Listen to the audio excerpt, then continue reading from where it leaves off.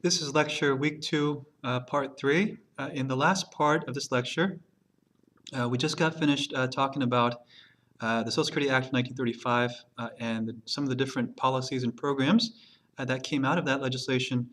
We'll talk in this lecture about the organizing schema that we'll use in this class. We alluded to this before, but it's the very structure that came out of the Social Security Act of 1935. You have some programs that were organized around social insurance principles, other programs that were organized around public assistance principles, and so we'll look at what that distinction means, the social insurance public assistance distinction.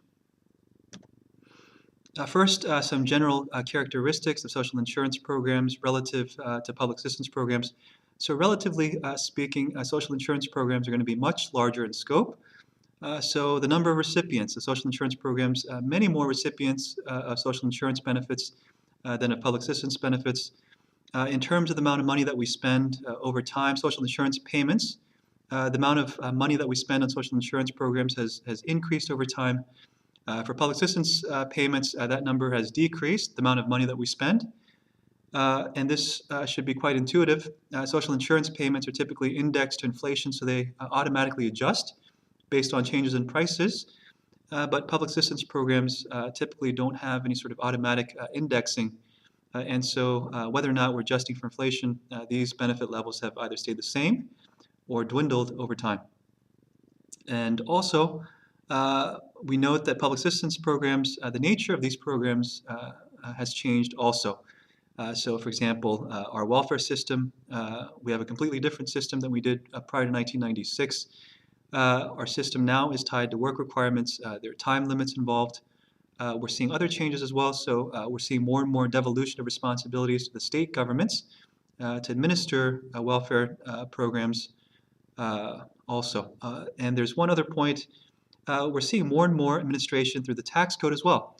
So the Earned Income Tax Credit, the EITC is now the largest anti-poverty program that we have in place, and that's conducted through the tax code. So lots of changes that we're seeing in terms of public assistance program structure. In terms of some of the characteristics of social insurance programs, one major characteristic is that social insurance programs tend to be universal. Let me be a little more specific here. They tend to be near universal. So most social insurance programs will require you to have some sort of work history. You must fall within a certain category of persons or class of persons. And so it's not entirely universal, but as long as you fit one of those categories, as long as you've had some work history, you're going to be eligible typically for social insurance programs. Another feature in terms of the financing, social insurance programs are financed through a dedicated or earmarked mechanism.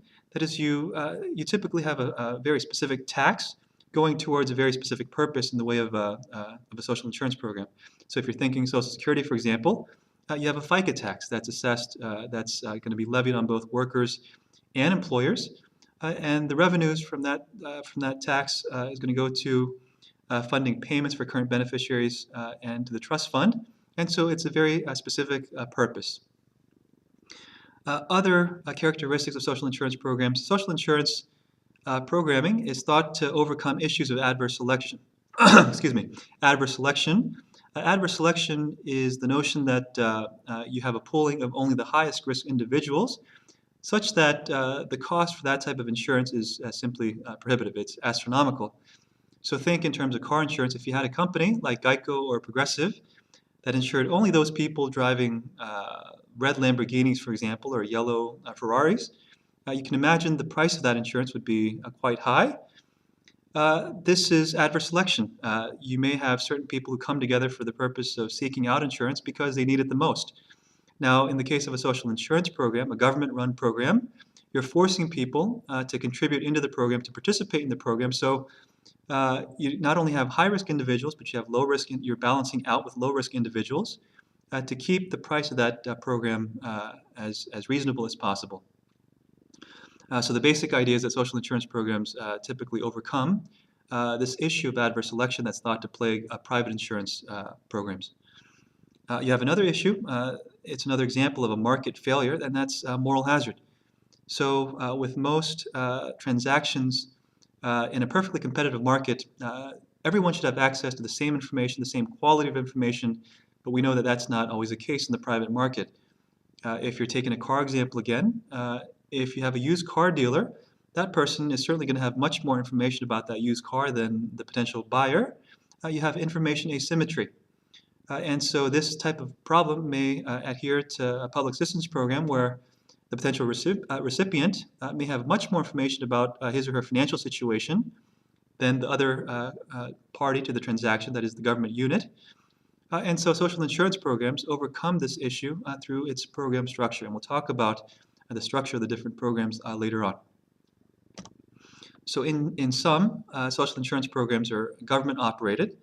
They tend to be near universal, near universally available to all who fit the criteria, at least. And then you have a dedicated earmark financing, and they're thought to overcome issues of adverse selection and moral hazard. These are private insurance market problem or private market problems.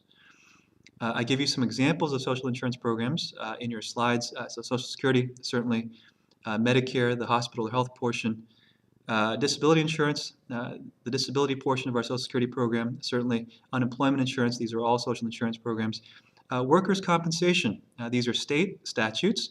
Workers' compensation laws are generally organized around social insurance principles as well.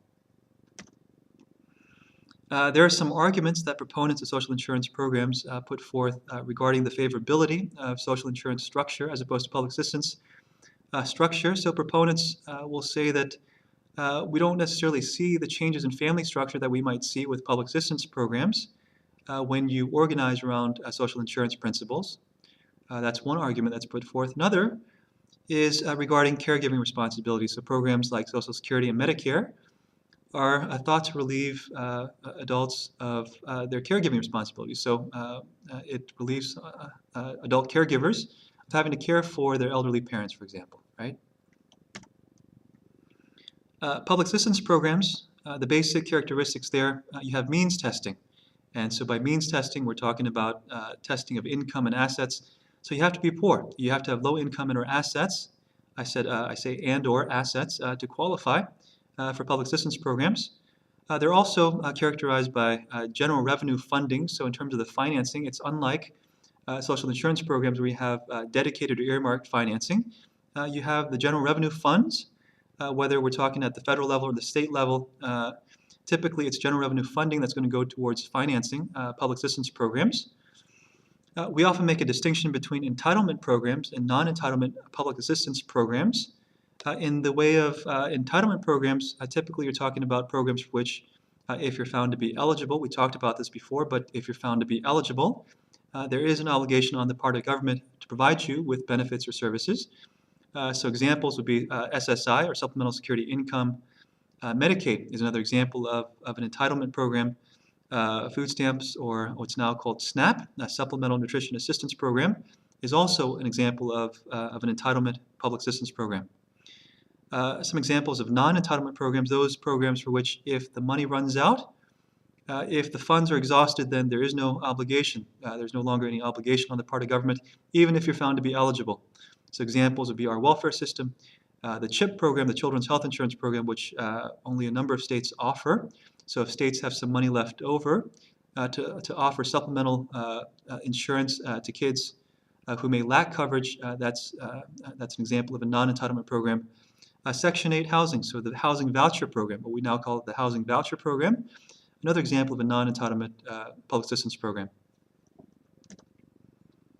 I'm looking here with sort of broad brush strokes at the trajectory of the spending that we've done over time in terms of social insurance programs and public assistance programs.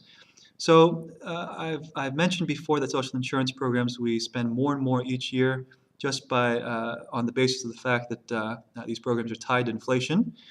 And so if you look at the spending historically, we see large increases in the 1970s, upwards of 7% annual increases in spending. More moderate level increases in the 1980s and the 1990s on the order of about 3%. And then in the 2000s, we see a slight uptick, so upwards of 4% increases annually in the amount of spending that we're doing on social insurance programs. In the case of public assistance programs, if we're distinguishing between in-kind transfers and cash transfers, we see different trajectories. So in terms of in-kind transfers, or those programs that have to do with services as opposed to income or cash support, we see a similar trajectory that we saw for social insurance programs, so large increases annually in the 1970s, moderate increases in the 80s and 90s, and slightly larger increases annually in the 2000s, in the more recent decades. In terms of cash transfer programs, so programs like TANF, SSI, EITC, and so forth, a different trajectory. So this is sort of the punchline here, but moderate level increases throughout the 70s, 80s, and 90s on the order of anywhere between 2 and 4%.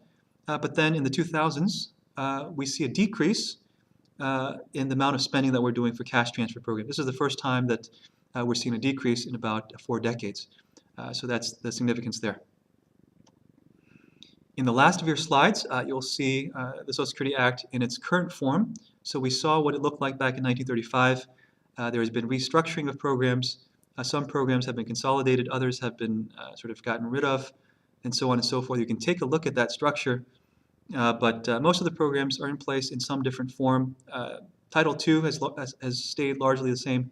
So Social Security, what used to be old age insurance, is now old age survivors disability insurance. There's a disability component, there's a survivors component. That's slightly different.